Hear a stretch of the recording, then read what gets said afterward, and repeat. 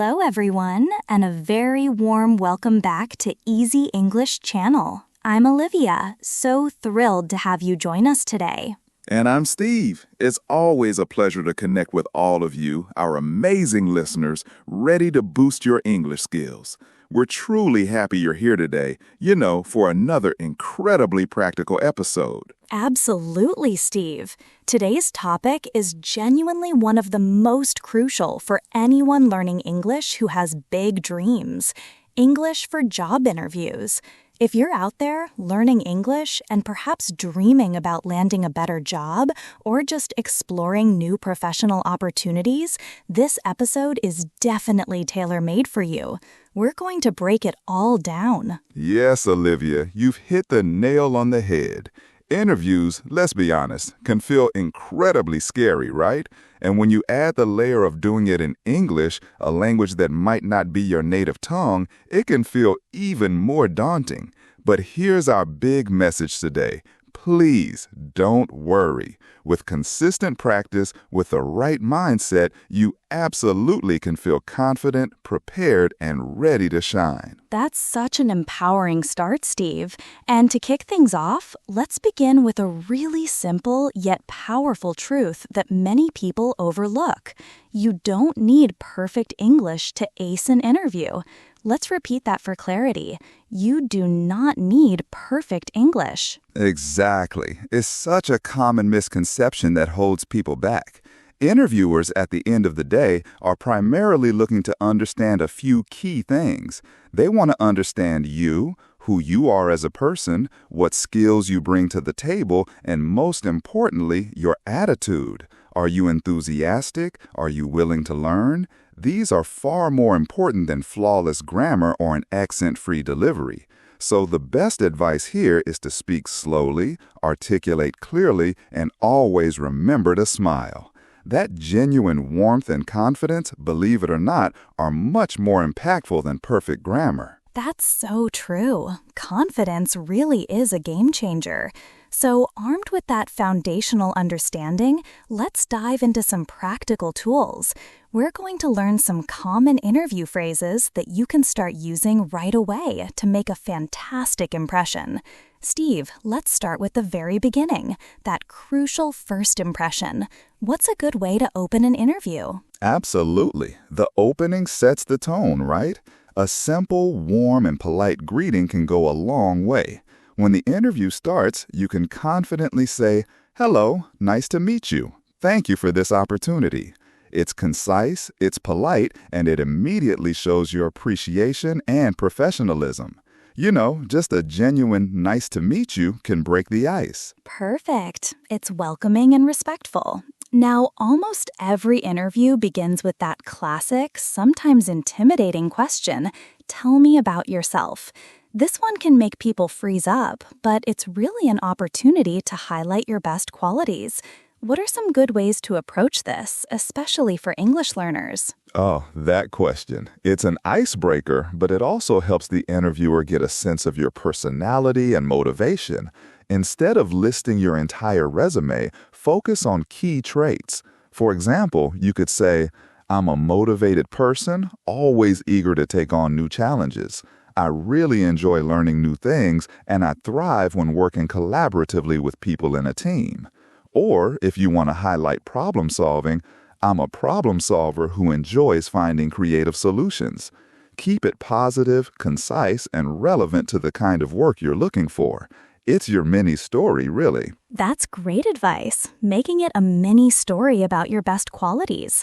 So, what about when they ask about your experience? This is another area where many English learners might feel a bit insecure if they don't have extensive work history in an English-speaking environment. How do we tackle that, Steve? That's a fantastic question, Olivia, and it's a common concern. When they ask about your experience, try to connect it to the role even if it's not direct. You could say, "I have experience in customer service, which has really honed my communication and problem-solving skills." Or, if your experience is still developing, you can frame it positively. "I'm actively learning new skills every day through courses and projects, always looking to improve and expand my capabilities." The key is to show eagerness and a proactive approach rather than focusing on what you lack. I love that, focusing on growth and proactivity. And it's perfectly okay if your professional experience feels small or perhaps less formal. Many people are just starting out or transitioning careers. You can still phrase it powerfully, right? Absolutely. Don't underestimate the power of a positive attitude and a willingness to work hard. If you're a beginner or just entering a new field, you can articulate that clearly and confidently by saying something like, "I'm a beginner in this specific field, but I am incredibly hardworking and exceptionally eager to learn and contribute." That's a truly powerful statement.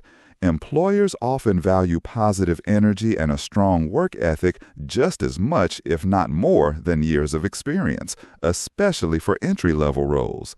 It shows you're coachable and committed. That's such a crucial point. Employers really do love positive energy and a can-do attitude. Now, let's talk about strengths. What are you good at? This is your chance to really sell yourself. But again, keep it simple and authentic. What are some easy ways to talk about your strengths? Right. This is where you highlight your best qualities without sounding arrogant. Keep your sentences short and direct. You can simply say, "I'm responsible, I'm friendly and good with people, I'm organized, I like to plan things carefully," or "I'm a good team player, I enjoy collaborating with others." You can even add a tiny example, like, "I'm organized and I always meet deadlines." These are simple words, but they carry a big impact, clearly communicating your value. Simple words, big impact. That's the mantra. Now, beyond just memorizing phrases, preparation is key. What are some effective ways our listeners can prepare at home for an interview, Steve? Preparation is everything, Olivia. It really builds that confidence. First, practice your answers to common questions in front of a mirror. This helps you see your expressions and body language. Even better, record yourself. Use your phone to record yourself answering questions, then listen again. You'll hear areas where you can speak more clearly or slowly. Every single minute of practice truly helps. Don't just think the answers, actually say them out loud. Oh, that recording tip is fantastic. It's amazing what you hear when you listen back to yourself. And you're right, even dedicating just 10 minutes a day can make a huge difference over time. Absolutely. It's cumulative. And also, don't be afraid to ask a friend or family member to do a mock interview with you. The more you simulate the real situation, the more comfortable you'll become. That's brilliant advice. Now, here's another important aspect that many candidates forget. It's perfectly okay. In fact, it's encouraged to ask questions during an interview. It shows engagement and genuine interest. What are some good questions our listeners can prepare? That's such a great tip, Olivia. Asking questions shows you're not just passively receiving information, but you're actively engaged in thinking about the role. For example, you could ask, "Can you tell me more about what a typical day looks like in this job?" Or, "What are the main priorities for someone in this position in the first 90 days?" Another good one is, "What do you enjoy most about working here?" These questions show curiosity, that you've thought about the job, and that you're also evaluating if it's a good fit for you. It truly shows interest and thoughtfulness, which interviewers always appreciate. Those are fantastic examples, Steve. They go beyond just what's the salary and really delve into the role and company culture. All right, friends, as we wrap up today's insightful episode, remember this above all else.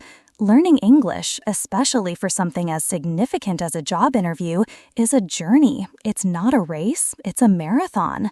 Every single new word you learn, every phrase you practice, every mistake you make and learn from brings you one step closer to your personal and professional goals. Exactly. And don't ever be afraid of making mistakes. Seriously, mistakes are not failures. They are incredibly valuable learning opportunities. They mean you're trying, you're pushing your boundaries, and you're actively improving. Embrace them, learn from them, and keep moving forward. Believe in yourself. You truly are capable of achieving great things. You are improving with every effort you make, and your amazing future, with all its new opportunities, is waiting for you. Just keep at it, one step at a time. Thank you so much for tuning in and listening to us here on Easy English Channel. We really appreciate your dedication to learning and growing. Keep practicing, stay motivated, remember all these tips we've shared. And we'll see you right back here in the next episode for more helpful English lessons. Bye for now, everyone, and the very best of luck with all your upcoming interviews.